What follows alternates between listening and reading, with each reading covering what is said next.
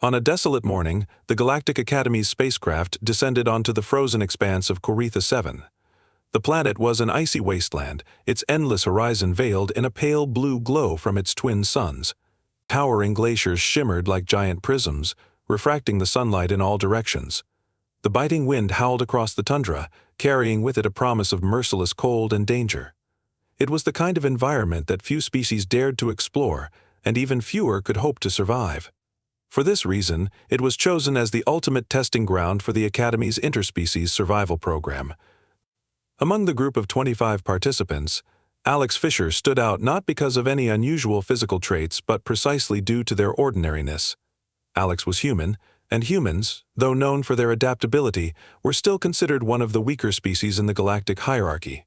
Standing at the edge of the group, Alex surveyed the terrain with calm determination while others fidgeted, checked their gear, and muttered nervously.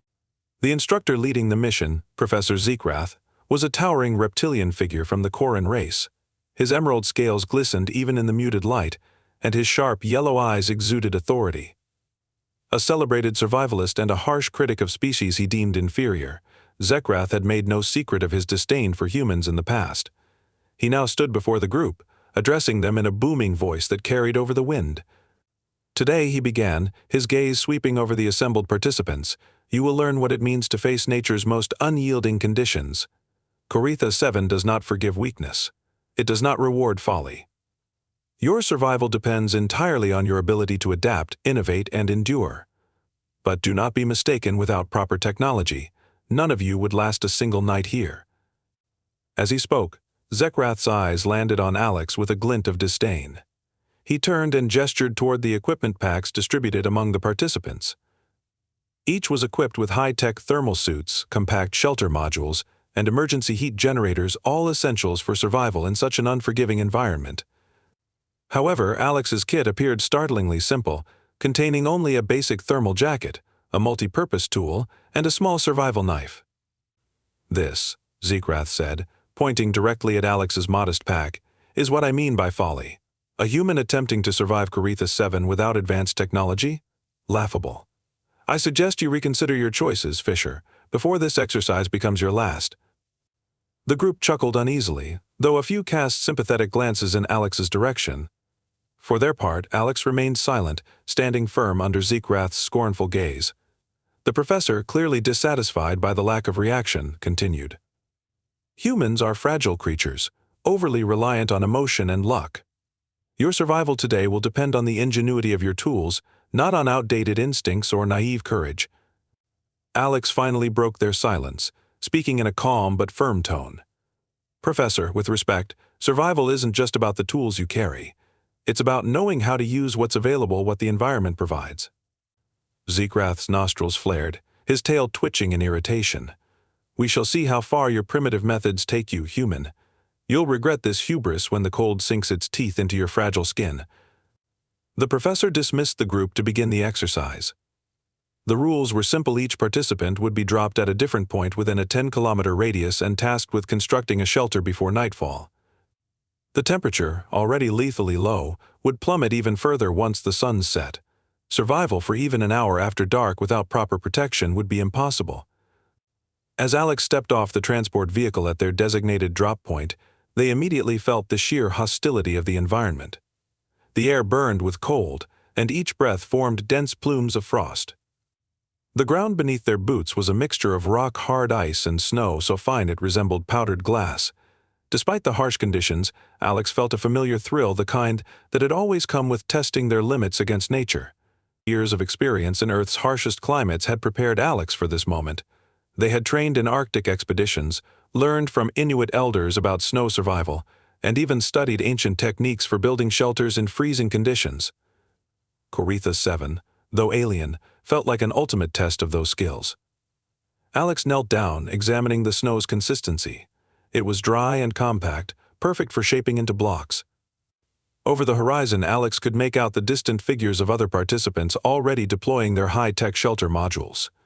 The modules unfolded like intricate origami, transforming into insulated domes within minutes. Zikrath's voice crackled over the communicator. Fisher, I trust you're reconsidering your lack of preparation.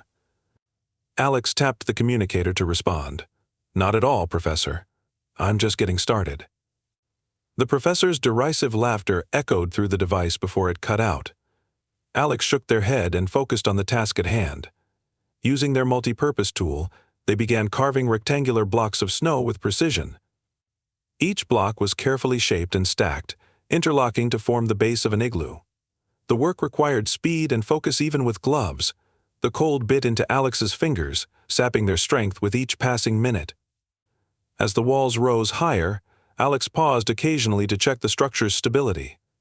The snow blocks, though deceptively fragile-looking, were holding firm. Using their survival knife, Alex cut a narrow entrance tunnel to trap heat inside. Finally, they shaped a keystone block for the roof, sliding it into place with practiced ease. By the time Alex stepped back to assess their work, the igloo stood completed.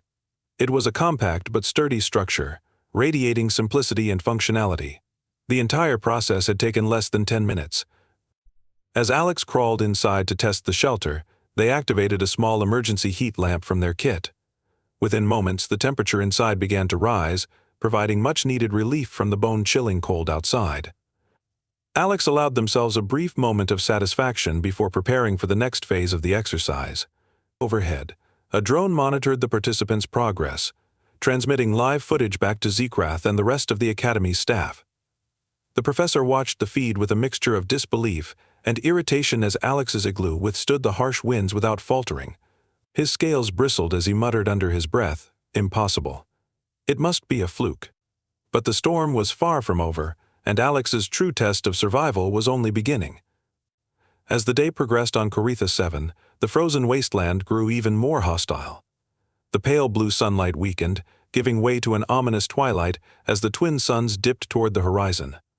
The temperature, already impossibly cold, began its steady decline toward absolute death. The air became heavier, sharper, as though it carried shards of ice with every breath. Alex Fisher adjusted their thermal jacket, feeling the increasing bite of the elements, but their focus remained unwavering. Around them, the vast expanse of ice and snow stretched endlessly, interrupted only by the occasional jagged spire of a glacier. The other participants, scattered miles apart, were busy activating their high-tech shelters. Through the faint hum of the comm device in Alex's ear, snippets of the professor's commentary reached them, a mix of praise for advanced technology and dismissive comments about primitive approaches. This environment, Professor Zikrath's voice crackled, is a testament to the importance of progress. No living being, no matter how resourceful, can hope to endure Coritha 7 without the advantage of superior engineering. Alex allowed themselves a small smirk, not bothering to respond. The igloo they had constructed in just under 10 minutes was not a product of advanced technology but of centuries-old techniques passed down on Earth. It stood firm against the biting wind, its curved walls and interlocked snow blocks a testament to human ingenuity. As Alex examined their work, they began to prepare for the inevitable, the incoming storm. The faint whistling of the wind had already shifted in pitch, growing louder and more erratic. Snowflakes, fine and almost imperceptible earlier, now swirled with increasing density, forming the first hints of a blizzard. Alex's every instinct screamed that worse was coming. Kneeling in the snow, they retrieved their multi-purpose tool and began reinforcing the igloo's walls, packing loose snow into any visible gaps and smoothing the surface to prevent wind from latching onto uneven edges. The thermal lamp inside cast a soft glow through the tiny air vent they had carefully carved at the top. As Alex worked, a distant roar echoed across the frozen plains, carried by the wind. It was not the roar of an animal but the unmistakable sound of the storm gathering strength. Alex paused, listening intently. The noise was accompanied by the faint vibrations beneath their feet, a reminder of how merciless this planet could be. This was no ordinary storm. It was the type that reduced even the sturdiest structures to rubble and swallowed entire expeditions without a trace. The comm device in Alex's ear crackled again, this time with a message that seemed tinged with urgency. Participants, prepare for extreme weather conditions. Wind speeds are increasing beyond predicted levels. Ensure your shelters are secure. Alex imagined Zikrath's smug expression as he likely envisioned their failure. But failure was not an option. Standing, Alex took stock of their surroundings. Snow was piling up rapidly around the base of the igloo, threatening to block the narrow entrance tunnel. Alex quickly cleared it, using the snow to further fortify the walls. Each motion was calculated and deliberate, conserving energy in the rapidly plummeting temperatures. The sky darkened further, an unsettling shade of gray-blue that seemed almost unnatural. The storm hit moments later, a sudden and ferocious onslaught. Winds howled like banshees, carrying sheets of ice and snow that lashed against Alex's exposed skin. Visibility dropped to near zero, and the temperature plunged so low that even the layers of thermal protection felt inadequate. Alex ducked into the igloo, sealing the entrance with a carefully placed snow block. Inside, the sound of the storm was muted but still menacing. The structure held, its ingenious design dispersing the weight of the accumulating snow and deflecting the wind's relentless pressure. Alex sat cross-legged on the packed snow floor, taking a moment to catch their breath. The thermal lamp cast a warm circle of light, its gentle hum a comforting contrast to the chaos outside. Alex pulled a ration pack from their kit and nibbled on a high-energy bar, replenishing their strength. Every decision, every movement, was a calculated step toward survival. Meanwhile, elsewhere on the planet, the situation was not as stable. The comm channel buzzed with frantic reports from other participants. "My shelter's integrity is failing," one voice shouted, followed by static.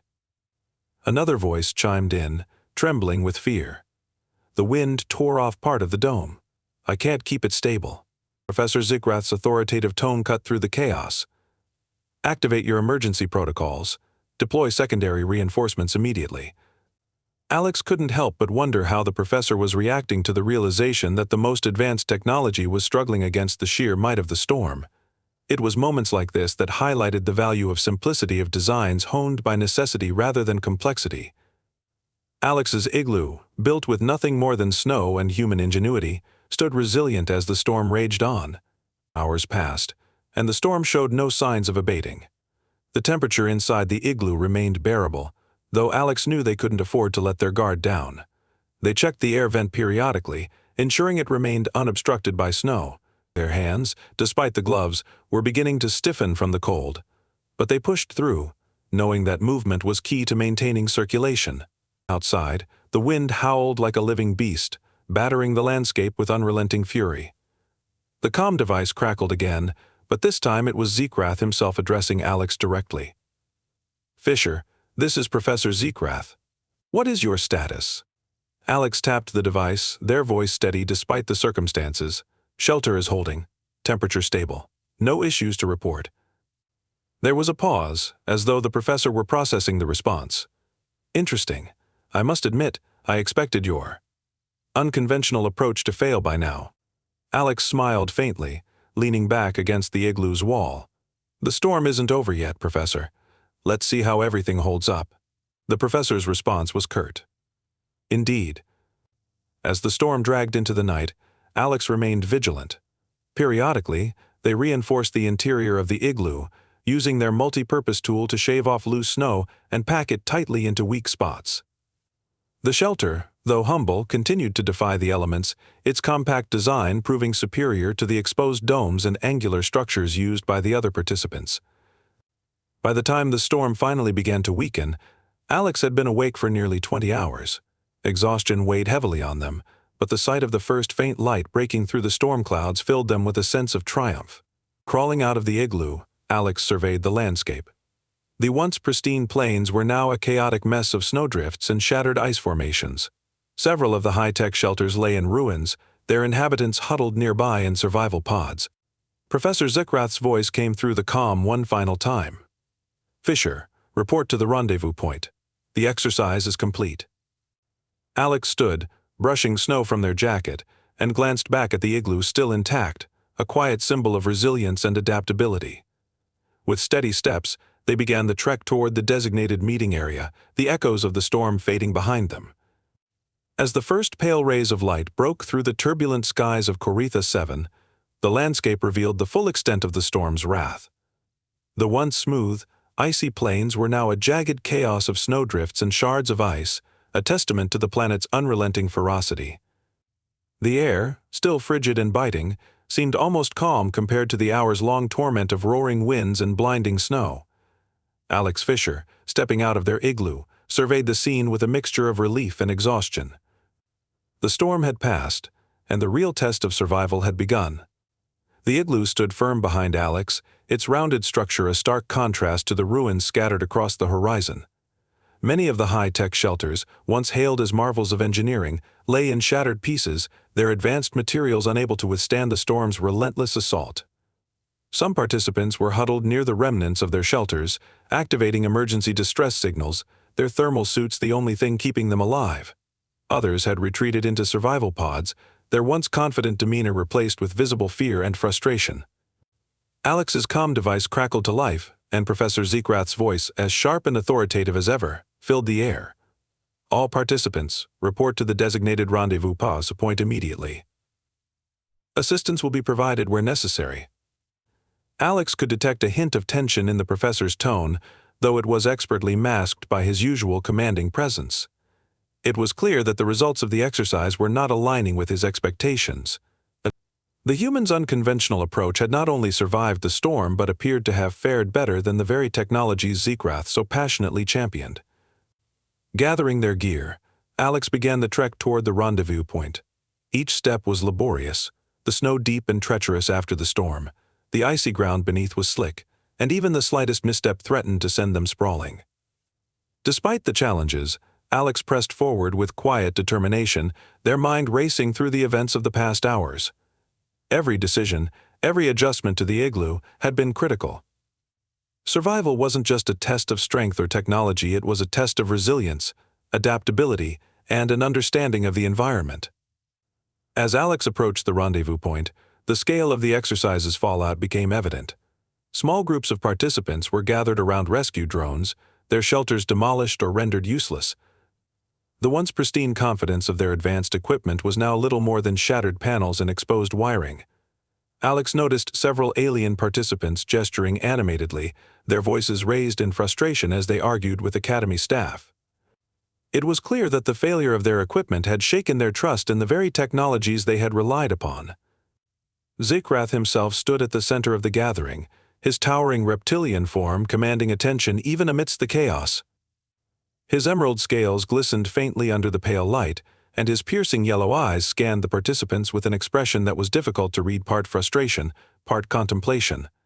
When his gaze landed on Alex, it lingered for a moment longer than necessary. Alex could almost feel the weight of the professor's judgment as they approached the group. The igloo had not only survived but had done so with minimal resources, a direct challenge to everything Zikrath had preached about the superiority of technology. Alex's success was not just a personal triumph but a statement that humans, so often underestimated, possessed a unique resourcefulness that could not be replicated by machines. The professor raised a clawed hand, signaling for silence as the remaining participants gathered. His voice, though controlled, carried an edge of irritation. The storm has passed, but it has exposed critical flaws in many of your approaches. Advanced technology, while powerful, is not infallible. Those who relied solely on it without understanding the environment paid the price. His words were met with a murmur of agreement from some and silence from others. Zikrath turned his attention directly to Alex, his sharp gaze narrowing slightly. "Fisher, step forward." Alex complied, their expression calm but resolute. The gathered participants turned to watch, their curiosity palpable. Many had heard about Alex's unconventional shelter during the storm but had yet to see the results for themselves. Zikrath gestured toward the horizon. "Your shelter. It survived the storm intact?" "Yes, Professor," Alex replied evenly. "It's still standing, fully functional." The professor's eyes flickered with something that could have been respect, though his tone remained skeptical. "Describe your process." Alex took a steady breath before explaining. "I built an igloo using compacted snow blocks. The structure's design disperses wind pressure and insulates against the cold. It's a method humans have used for centuries in extreme climates. I reinforced the walls during the storm and kept the air vent clear to ensure proper ventilation." The professor's tail twitched, a subtle sign of agitation. "You relied on primitive techniques while others had access to advanced shelter modules. And yet you succeeded where many of them failed. How do you explain this?" Alex met his gaze without hesitation. Survival isn't just about the tools you have, it's about how you use them. The storm didn't care about technology, it cared about structure and adaptability. The igloo worked because it was designed for environments like this. Advanced doesn't always mean better. Zikrath's expression hardened, though he did not immediately respond. The murmurs among the other participants grew louder, their disbelief and curiosity evident. Many of them had dismissed Alex's approach as outdated and impractical, yet the results were undeniable. After a long pause, Zikrath finally spoke, his tone begrudging. "It seems there is merit to your unorthodox approach. However, this does not excuse the risks you took by rejecting standard equipment." Alex inclined their head slightly, acknowledging the point but remaining firm. "With respect, Professor, the greatest risk would have been relying on equipment that couldn't withstand the storm." The response elicited a faint ripple of approval from some of the participants, though Zikrath's irritation was palpable. He turned to address the group as a whole. "Let this serve as a lesson. Adaptability and understanding your environment are as important as the tools you bring." This exercise was not merely a test of survival, it was a demonstration of resourcefulness. Some of you succeeded, others did not. His gaze swept over the group before finally landing on Alex once more. "Fisher, your performance today will be noted in the Academy's records. While I may not agree with your methods, I cannot deny their effectiveness." Alex nodded, suppressing a smile. The acknowledgement, however reluctant, was enough. As the group prepared to depart Corythus 7, Alex glanced back one last time at their igloo, still standing defiantly against the icy expanse. It was a symbol of resilience, a testament to the power of simplicity in the face of overwhelming odds. For Alex, the lesson was clear: survival was not about proving superiority, but about adapting to the challenges at hand. On Corythus 7, they had done just that, and in doing so, they had left an indelible mark on the Galactic Academy's understanding of what it truly meant to endure. As the participants boarded the transport shuttle to leave Corythus 7, the tension among the group was almost palpable. The aftermath of the storm had left many shaken, their confidence in technology, and perhaps even themselves, thoroughly tested. The shuttle hummed softly as it ascended from the planet's surface, its thermal shielding keeping the harsh cold at bay. Alex Fisher sat quietly near a window, watching as the icy expanse of Corythus 7 shrank beneath them, a reminder of the grueling exercise they had just endured. For Alex, the victory was bittersweet. The igloo, their makeshift sanctuary, had proven its worth, but the ordeal had highlighted a broader issue: the blind reliance on technology without understanding the fundamentals of survival. Alex's thoughts drifted back to the moments during the storm when they had heard distress calls from other participants. Many had struggled to maintain their high-tech shelters, their faith in advanced equipment crumbling alongside the fragile domes. The silence inside the shuttle was interrupted by Professor Zikrath's commanding voice as he addressed the group. "Participants, I trust this exercise has provided you with valuable insights. Survival on Corythus 7 was not merely a physical challenge, but a test of your ability to think critically under extreme conditions. Some of you succeeded. Many of you did not." His yellow eyes scanned the room, his gaze lingering briefly on Alex before moving on. "Upon arrival at the Academy, each of you will receive a detailed analysis of your performance. The data collected during the exercise will inform not only your individual evaluations but also future training protocols." The professor's tone was measured, yet there was an undercurrent of frustration, a tacit acknowledgement that the results of the exercise had not aligned with his expectations. The other participants exchanged uneasy glances, their expressions a mix of relief at surviving and trepidation about the forthcoming evaluations. Alex remained calm, their confidence bolstered by the undeniable success of their approach. When the shuttle docked at the Galactic Academy's orbiting station, the participants disembarked in orderly fashion, each directed to a debriefing room. Alex's turn came quickly. They were led into a stark, minimalist room where Professor Zikrath waited, flanked by two other instructors.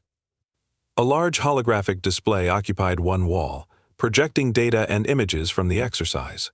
"Fisher," Zikrath began, his tone clipped but not unkind.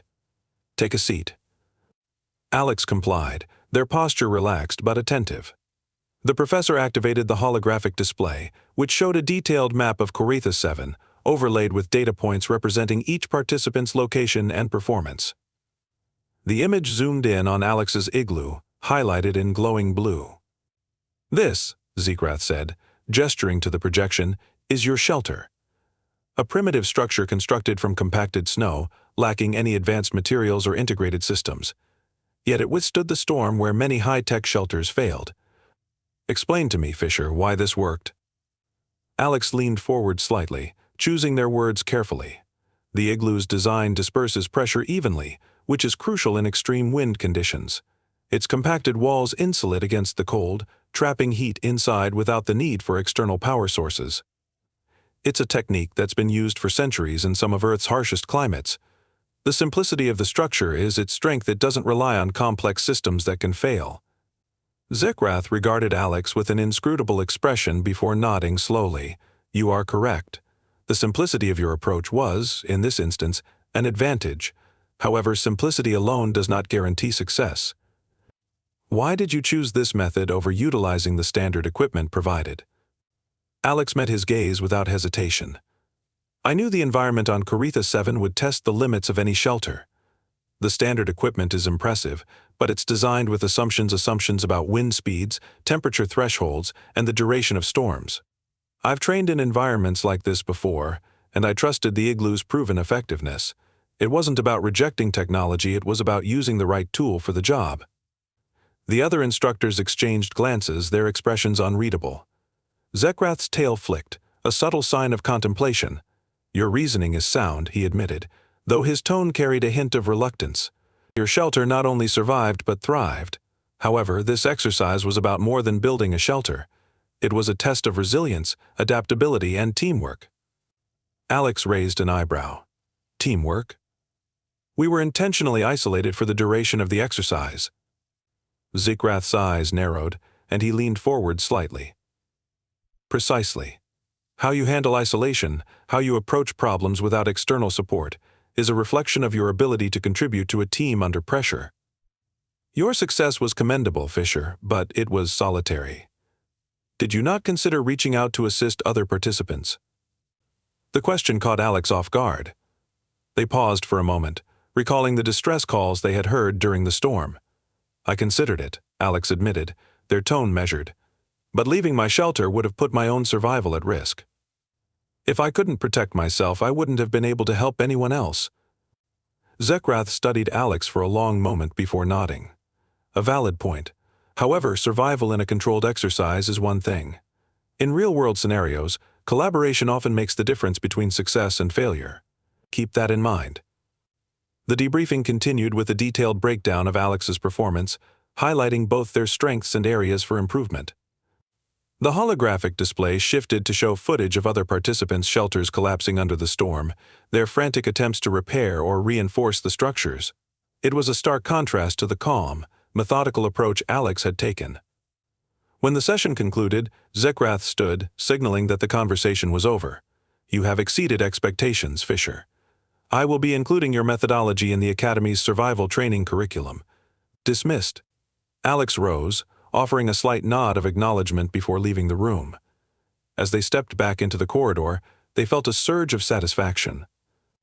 It wasn't just about proving Zekrath wrong, it was about demonstrating the value of human ingenuity and resilience in a galaxy that so often underestimated their kind.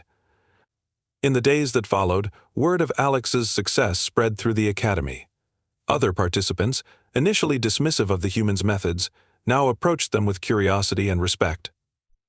Alex shared their experience freely, emphasizing that survival was not about being the strongest or the most advanced, but about understanding the environment and adapting to its challenges. Professor Zikra, meanwhile, remained a figure of both authority and controversy. While he grudgingly acknowledged Alex's accomplishments, he was already planning the next iteration of the survival exercise, determined to refine the balance between technology and adaptability. For Alex, the experience on Coretha 7 was more than a test, it was a validation of everything they had learned and believed.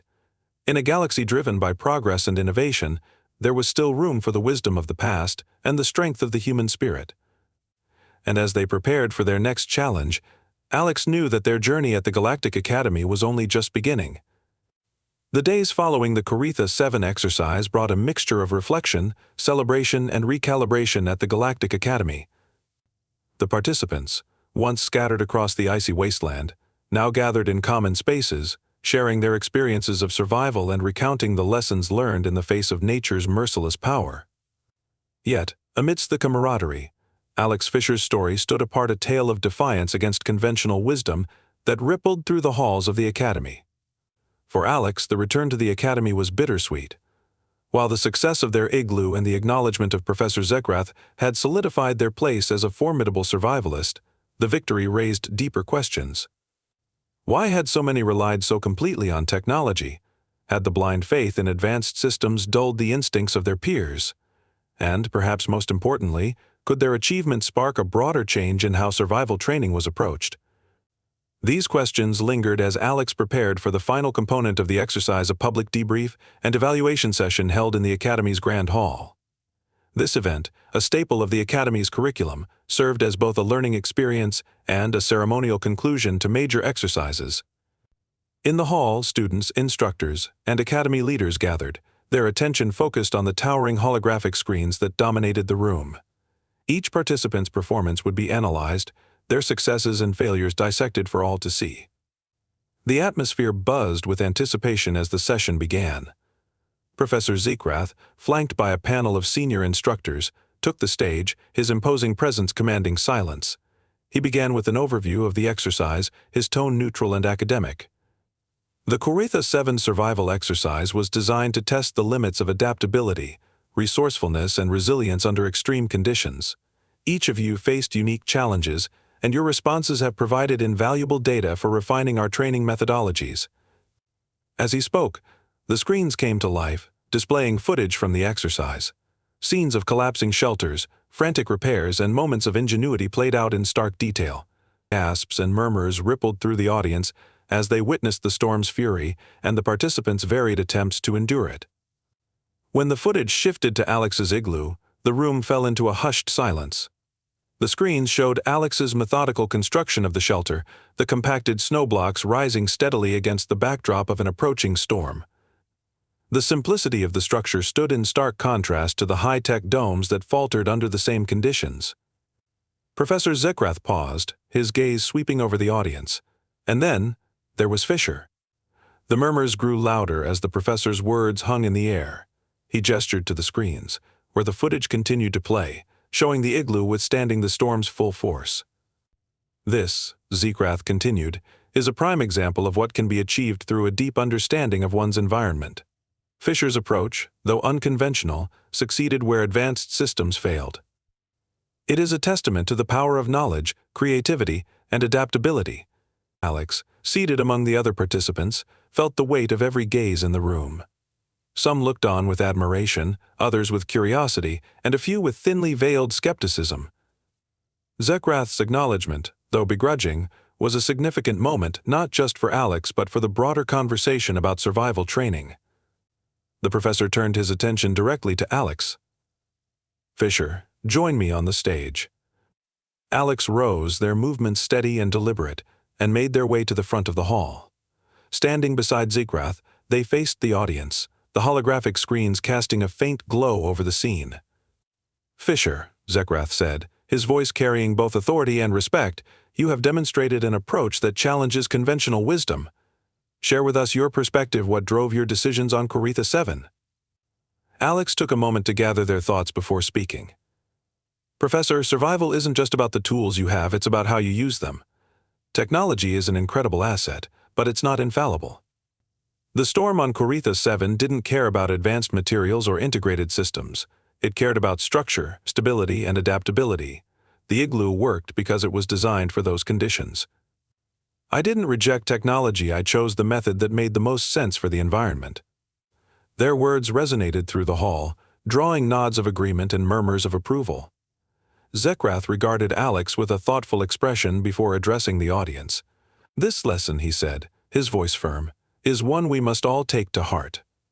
In our pursuit of progress, we must not lose sight of the fundamentals. Fisher's success reminds us that innovation is not just about new tools but also about reimagining old ones." The session continued with evaluations of the other participants, but the focus remained on the broader implications of Alex's achievement. Discussions broke out among students and instructors alike, many questioning how survival training could be enhanced to balance technology with foundational skills. For Alex, this was the true victory, not just surviving the storm but sparking a dialogue that could reshape the Academy's approach. In the days that followed, Alex became a source of inspiration and curiosity. Fellow students sought them out, eager to learn more about the techniques they had used. Instructors invited Alex to lead workshops on practical survival skills, blending Earth's ancient methods with modern insights. Even Zikra, though still proud and somewhat distant, began incorporating elements of Alex's approach into his lessons. One evening, as Alex walked through the Academy's garden, a rare patch of greenery aboard the orbiting station, they encountered Zikra. The professor, his imposing figure softened by the tranquil setting, seemed lost in thought. "Fisher," he said, turning to face them, "you've given me much to think about." Alex smiled faintly. "I hope that's a good thing, Professor." Zikra chuckled, a sound that seemed almost unnatural coming from him. "It is. You've reminded me that survival is not about superiority but adaptability. Even the most advanced systems must respect the environment they're designed for. I was wrong to dismiss your methods." The admission, though understated, carried a weight that Alex could not ignore. They nodded, their respect for the professor deepening.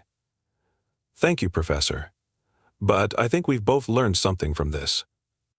Zikra inclined his head, a gesture of agreement, before walking away. Alex watched him go, feeling a sense of closure and possibility. As the Academy returned to its routine, the lessons of Coritha 7 continued to ripple outward. Alex's success was more than a personal triumph, it was a catalyst for change, a reminder that the path to progress often requires looking back as well as forward. For Alex, the journey was far from over, but they faced the future with renewed confidence, knowing that their voice and their methods had made a lasting impact.